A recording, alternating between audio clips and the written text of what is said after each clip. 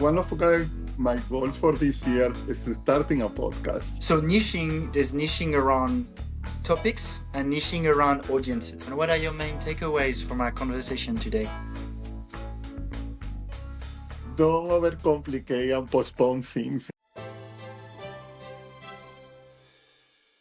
Hi, and welcome to a new episode of my podcast debut, where I interview people like Orlando who are considering starting their own podcast and are in the process. And hopefully, it gives you the inspiration, the motivation, the knowledge also to start your own as you're watching this. So, thank you so much, Orlando, for joining. It's the first real podcast you're being interviewed on. I'd love to ask you, how do you feel? Well, thank you for having me, Alex. Indeed, I will say you are the first one who interviewed me officially for a podcast or for the first podcast. Oh, nice. I think you told me this is the first officially, something like this. Yeah, because it's not the same when you work for a camera when you are working remote that officially that someone actually interviewed you for a podcast. Okay, cool. So how do you feel? Well, it's really nice to share ideas, and of course, like when you want to start a podcast, like it's a new challenging adventure. Kind of more like a conversation, but I will say informal conversation, which is recorded. But I am really having fun starting. Amazing, amazing. So let's dive into it. What is your podcast idea? Well, I was thinking in starting a podcast, my focus is on leadership on now when the war and the job market is really heated with a lot of change and people is kind of uncertain what to do, on just guide the people of what to do next. What is your next step? Or do you want to move countries? Or do you want to change jobs? Or do you want to evolve in your next step on your career? That is a good idea that at least you have a guy or a mentor that can. Similar like you are doing with the podcast, like we don't know how to start a podcast and you serve as a guide. Like this is what you have to do to start a podcast. I just want to serve like a guide for the persons like this is your state now, this is what you can achieve, and this is the tools that you having for achieving. Amazing. So you want to do that with your podcast, and is that in line with a business that you have? Yes, normally I do business for companies as well to improve the morale in the employees and of course improve performance. But working with companies is not the same like working with individual persons. Like mostly unleash your potential, like what you can do. And this is the tool that you have for your careers. You don't have to focus on a job title per se. It's like sometimes what you study is not the same that you're going to start working, and especially for newcomers as well here in Canada, is this the challenge that they have, especially with language, or when they don't know what to work, or what is the first job, or what to do if I lose my job, and then you can start evolving on that. Thank you. And so you're from South America, living in Canada. Is that what you specialize into, or is it more broad than that?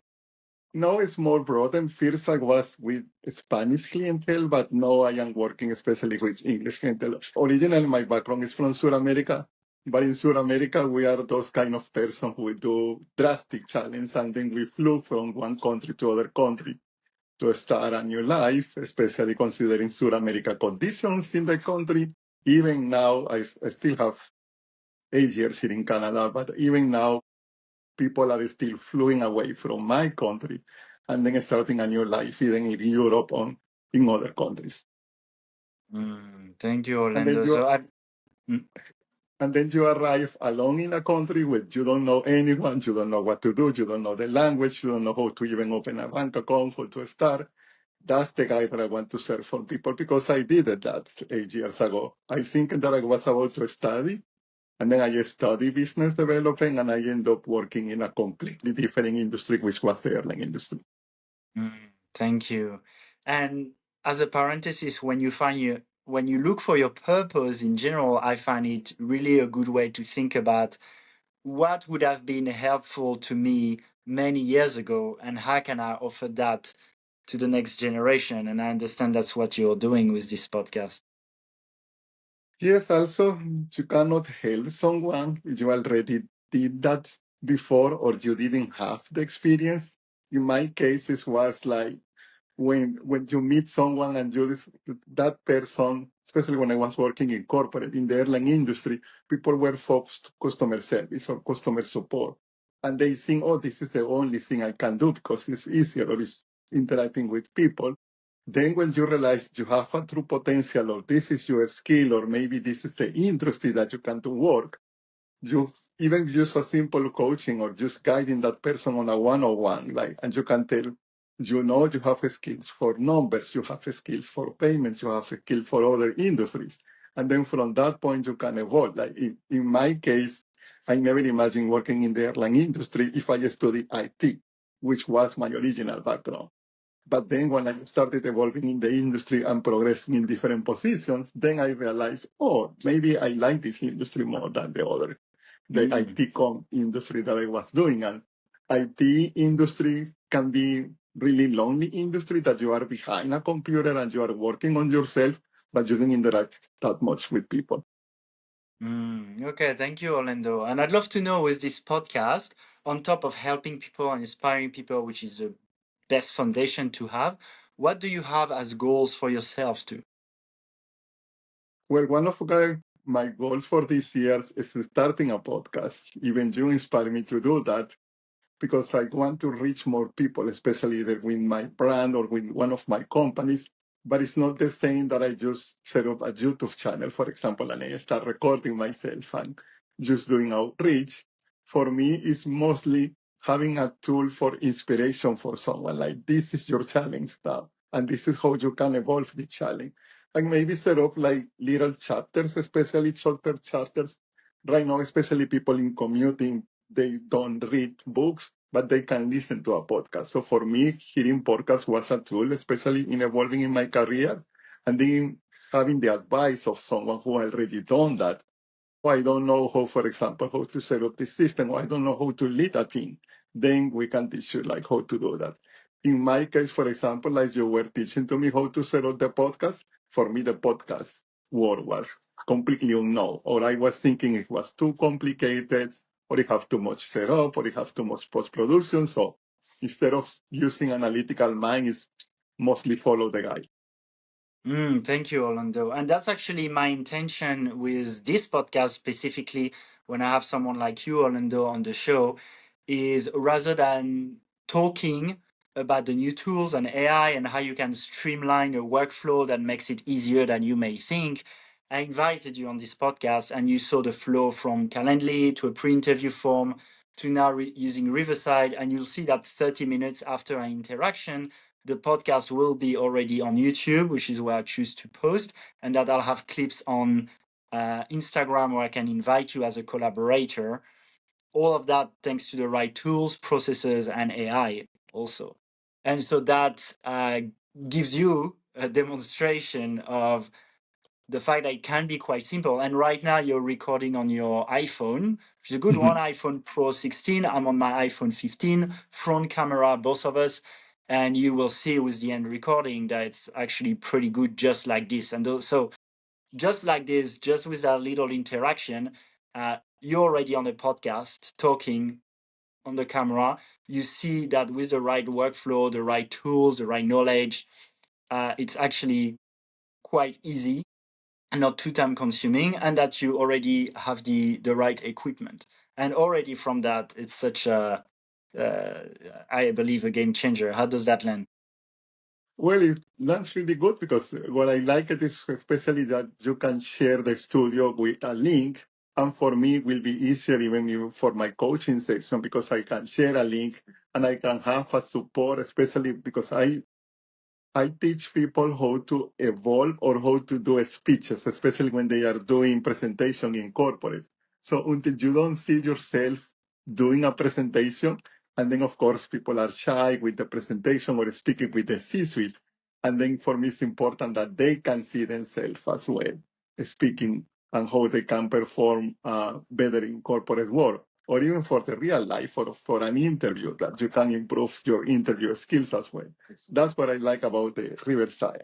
And the other thing is the easiest way that you reach out and you can set up a podcast from scratch with not that much experience. Yeah, yeah, thank you. Riverside is very tailored toward podcasting. I would say personally, when I coach people, I still use Zoom because if it's just a matter of having a conversation and having it recorded, it's actually totally fine with Zoom. But Riverside is more for the local recording, high quality, and then the AI editing and the AI clips. And with that, so if it's something you want to post publicly, I totally recommend Riverside. If it's just a private coaching session, I think Zoom is actually better. No, but I was like comparing the quality of Zoom with Riverside video, depending if you're having recording locally. Like, because I used Zoom before, especially for the meetings, but not everyone have the full license for Zoom, for example. And I guess Riverside licensing model is kind of easier for that. Okay. I will Yeah. Yeah. I will test that theory and I will let you know. Yeah, for sure. Let me know. Let's keep posted on that. I'd love to ask you, when do you want to start your podcast? That's a good question. But like I was putting the deadline for starting the March 1st. That was the deadline that I set up myself to starting the When, sorry? podcast. March the 1st, the Okay. first day of the next month. But it's not set on a stone. It's just like I am still even deciding on my first guest. But now with Riverside could be more easier of doing that. The kind of the topics, it was the one that I was. If I have to have a specific topic or because I want to not do the podcast on many different topics. I just want to focus on the same topics and do the interactions on different chats. Mm. Yeah, thank you. So when you ask about the topic, is that for your whole podcast like channel you want to do on one topic, or you mean per episode? I will say either for the whole channel or if I split by episode, like a bigger topic between different episodes. Thank you. Yeah. It's always an interesting conversation talking about niching or not and going deeper into it. Let's do it uh, together now, at least with the amount of time that we have. As a parenthesis, thank you for everyone for watching. If you're interested, also, should I niche more? How do I choose the topic of my podcast? Stay tuned. And also, if you want to come and discuss it with me on the podcast directly, check the link in the description and come on the show to talk about your podcast idea and you will achieve all the things I mentioned. You're already doing it. I will help you with the tech, with the niching, with the positioning, all these things. So make sure to reach out like Orlando did. And Orlando, back to you. I would say usually what I like to do is to start with the goals in mind and reverse engineer from the goal how to position because just in general if someone comes and they have a thriving business and they want to start a podcast more for self-expression and they just want to do whatever they want and they just want to have fun with it, it's totally passion project, usually it's going to be less niche. And then another scenario is, let's say if you come to me and you're like, well, I'm starting that coaching business and I want leads for my coaching business that is this, then you would want that podcast to be aligned with this. In that case, when you do that, the frustration could be that maybe there's something you would want to talk about, like you want to talk about your health journey, and maybe it doesn't fit as much, and so it restricts a bit. Mm. But if your goals, for example, is to monetize or get more views, it can be much more powerful. So that's a little bit the elements to take into account. So I'd love to start with asking you, Orlando, what are your goals with this podcast? I was thinking in just do the niche podcast, especially for the leadership aspect, but leadership aspect is too broad. I will say I will have to narrow that on which part of leadership I want to specialize. And leaving, for example, a YouTube channel or another social media channel for that self-expression kind of interaction with the people. Like it's mostly like I want to position myself between the leaders that they are evolving in their careers or people who are doing transitioning in their lives.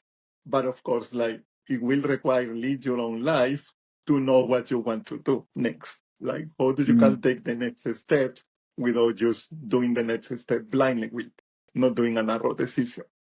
But mostly it's not only for my business. I will say we are a business of one, everyone. And then, of course, we represent ourselves on a business of one. And as many how do you can show yourself as coherent with what you are doing, then the people will follow. That's what I believe. Yeah, thank you, Orlando. But I'm going to ask you again because I'd like to get more specific on this.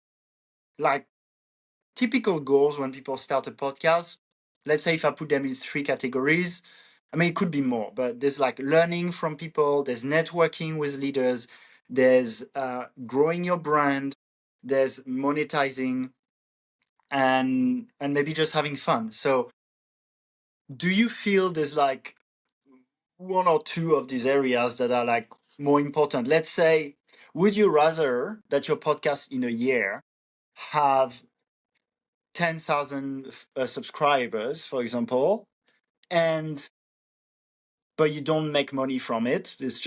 Mm. It's just that, and it doesn't create leads or clients. Or would you rather have 500 subscribers, but you get like a few new clients every month that come from your podcast?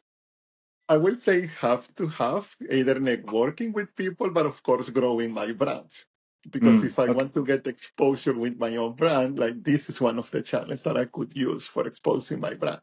Because it's not the same that you can tell me like Orlando, people doesn't know me in Spain, but I want to reach people in Spain, for example, or I want to reach people in, I don't know, Germany or France.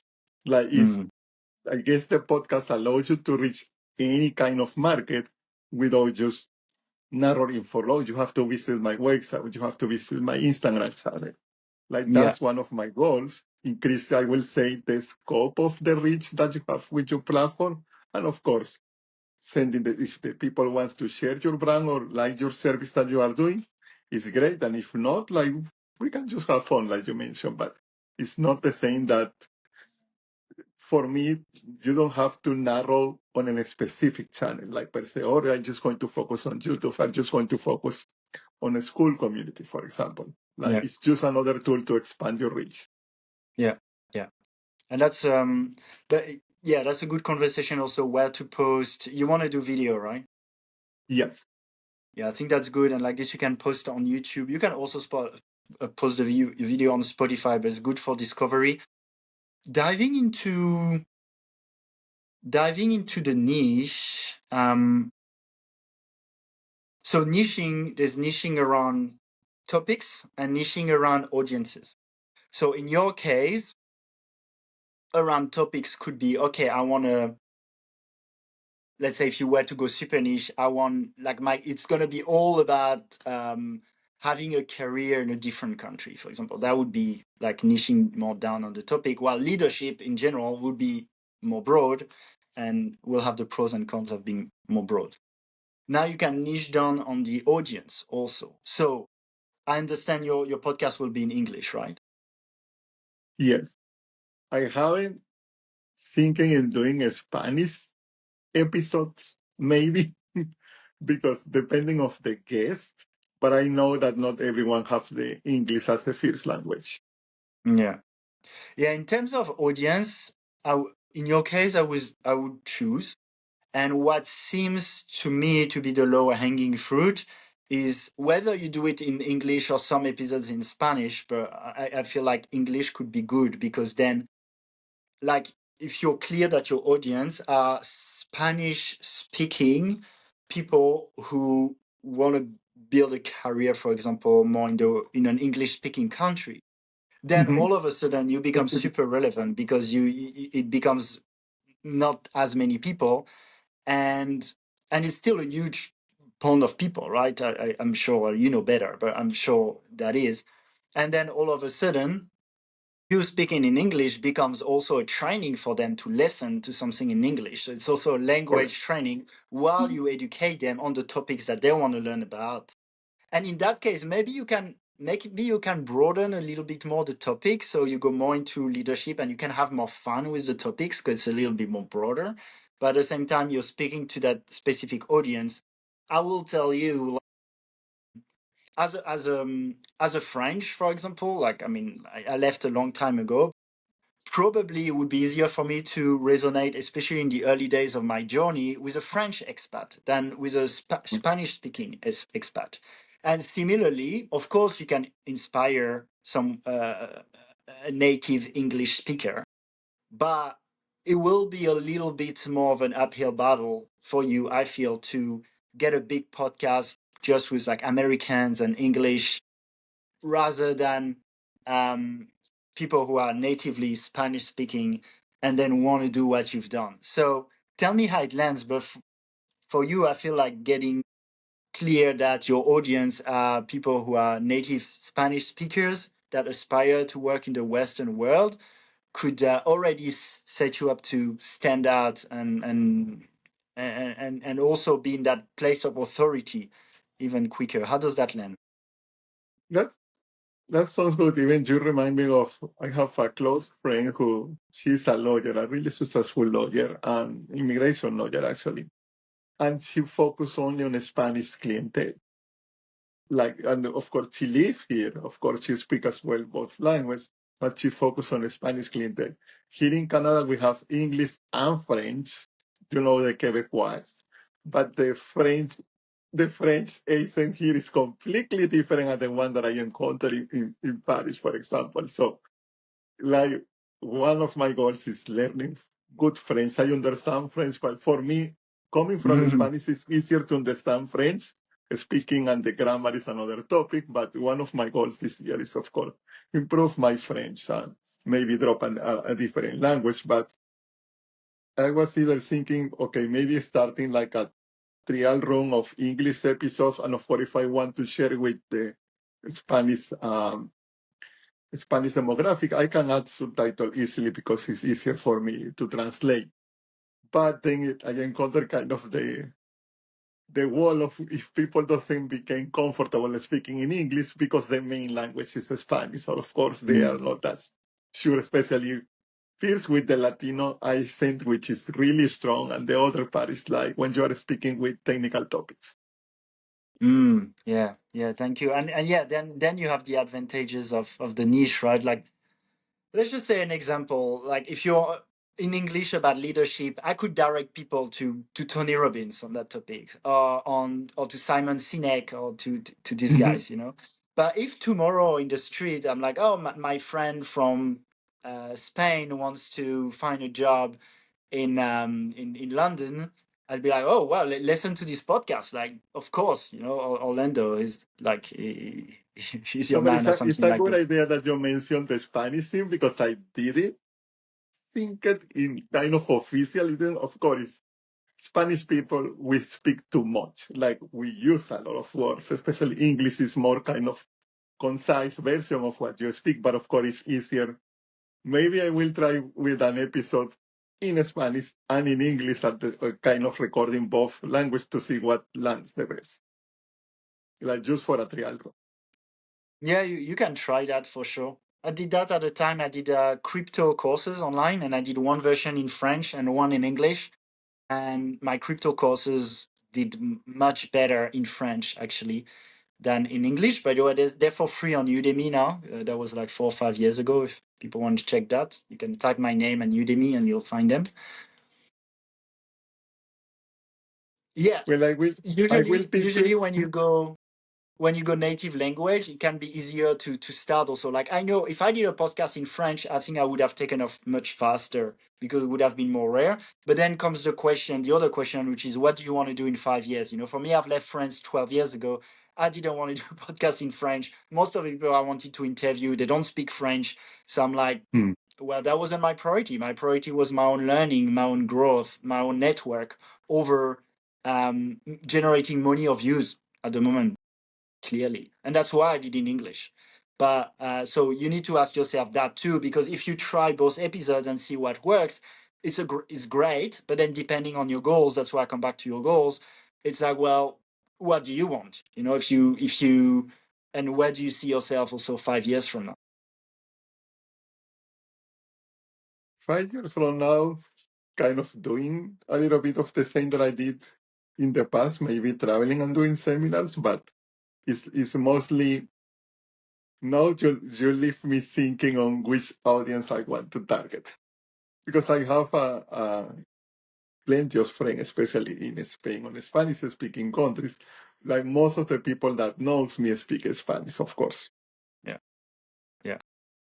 Yeah, I feel you could be clear on that audience, and then maybe doing it in English though, even though they're all Spanish speakers, is better because it trains them to speak English and it draws them to the timeline they want to be on if that audience Hmm. wants to be speaking English better. I know when I left to Australia 12 years ago, one of the reasons I was listening to podcasts in English also was because I left there because I knew the world speaking English. I need to be fluent in English if I want to do well in this world. That's part of it. And but then you can, if you know your audience, you can use a word in Spanish here and there, and that creates that familiarity. Yeah. I have a couple of clients right now. They're from India and they create a podcast and they chose the same. They do it in English, but they put an Indian word here and there because they know their audience. And so for me, if I listen, I won't understand. So it kind of excludes me a little bit, but that's fine because for the people who understand, they will feel familiar with it and you will stand out from other podcasts in English, for example. So you stand out from podcasts in Spanish and from others in English. So that's where you have really that signature. See if it resonates. Of course, it's your podcast, it's your choice, and you need to be excited about it in the long term. But that's what I feel is makes sense.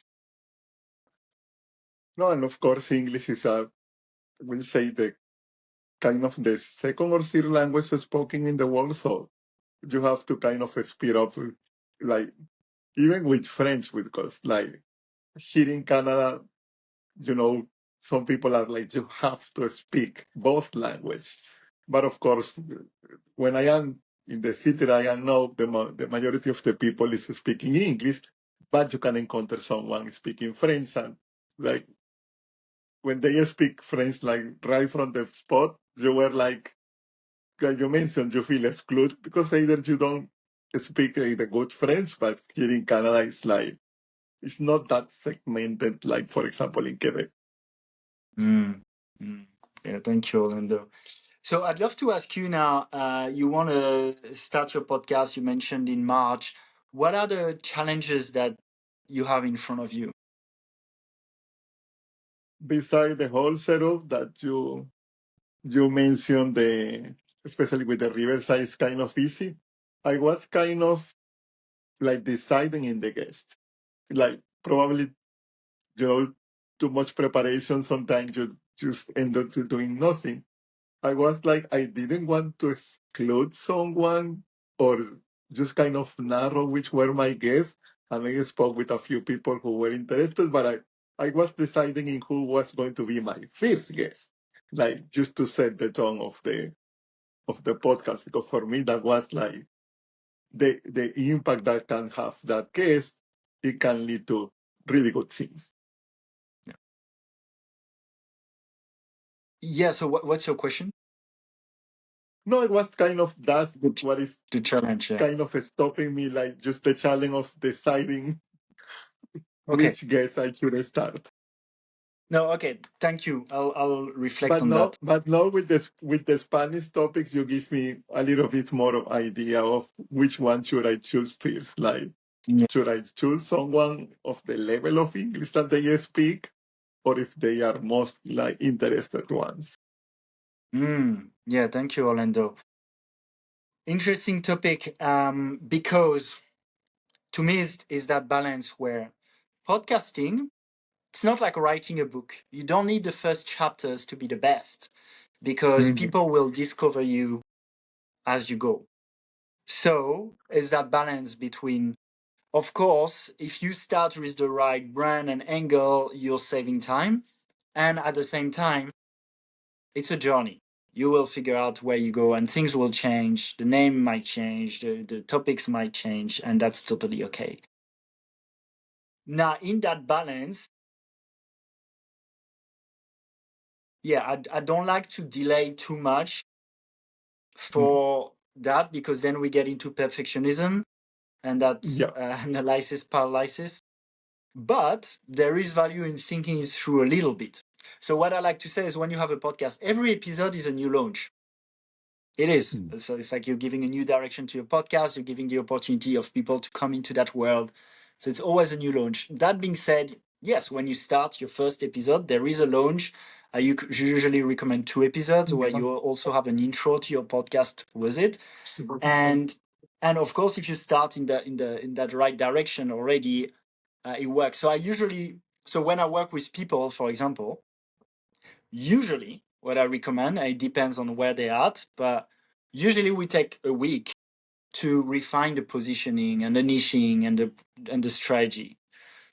And and then we start creating the platform, inviting people, recording. We launch on week 4 with those 2 episodes.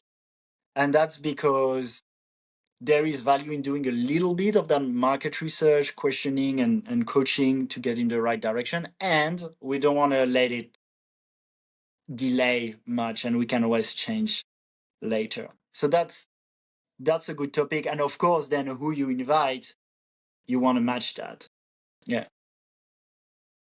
That's a good strategy. Like when you were kind of presenting, I guess it's mostly you have to decide that you're going to do that and just launch yourself. And it's a good idea that every episode is a launch.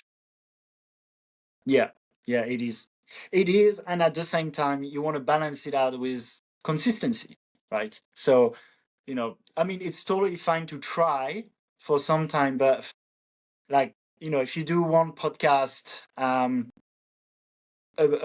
in Spanish and then a podcast in English, that's okay. But let's say if you do one in Spanish and one in English that doesn't really focus on Spanish speaking people and that's on a totally different topic, it might lose a little bit the audience. It might be hard to test anything with it. So it's like, yeah, definitely let's get started. But we could dive, I feel like after this episode, and maybe you could ask again, it's like, okay, maybe put some really clear goals. Like, where do you want to be a year from now with your podcast? How many subscribers do you want? Who are they? Are they clients for your business? And how do you adjust your podcast so it matches with your goals? If your goals, like me 7 years ago, was to connect with inspiring people, period, it's a totally different story.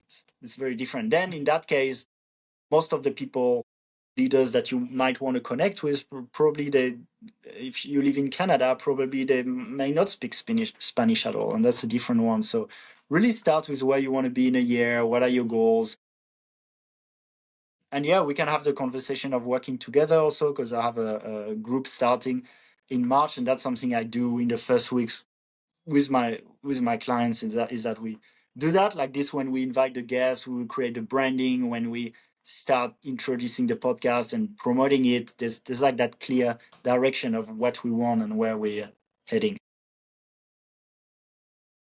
Yeah, like I was watching your previous episode of your podcast, and I was like, how that's Alec decide who is going to be next, or like who is going to invite next? That was one of the curious questions that I have. Thank you. Are you talking about this podcast or my other podcast called The Light Leaders? Your other podcast. In my older podcast, The Light Leaders, my priority is to grow an audience and in general. So I generally invite people who have a big following and who will share also on the platform, leveraging the Instagram collaborations, and also people who will resonate with my audience that I have on YouTube and that I can also package well on YouTube. So, for example, recently I did an episode with a guy who went from carnivore to fruitarian. I know I have a big audience in that. I know I could package it well with a nice thumbnail that said that. He has a pretty good Instagram following, so this one could do pretty well, pretty easily. Now, you can have a direction for the podcast and you can have different intention per episode. So sometimes I will do an episode that I know will get 10 times less views, but those views are maybe business owners and people who want to start a podcast, more conscious entrepreneurs. And then you can have specific intentions per episode. I just like to be clear. Am I creating this episode because I know it's gonna help a lot of people and get a lot of views?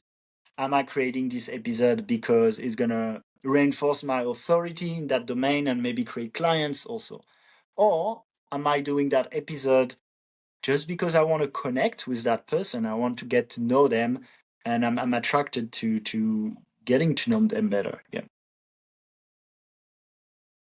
That's really good. Does that? Like once you, like, I guess it's kind of the topic of the episode per se, is depending of the person that you are inviting and which is the focus of. But I like that episode that you have of the guy who moved who changed the diet. It was just a decision. It was the outcome of like the way of his lifestyle can impact, especially in the health. That was an interesting episode that I watched Yeah. on your channel. Yeah, thank you, Orlando. That's something I do with my clients, obviously, is on top of training them with the tech and the positioning and the whole flow and the processes and the promotion. There's also a part which is how to select your guest, right?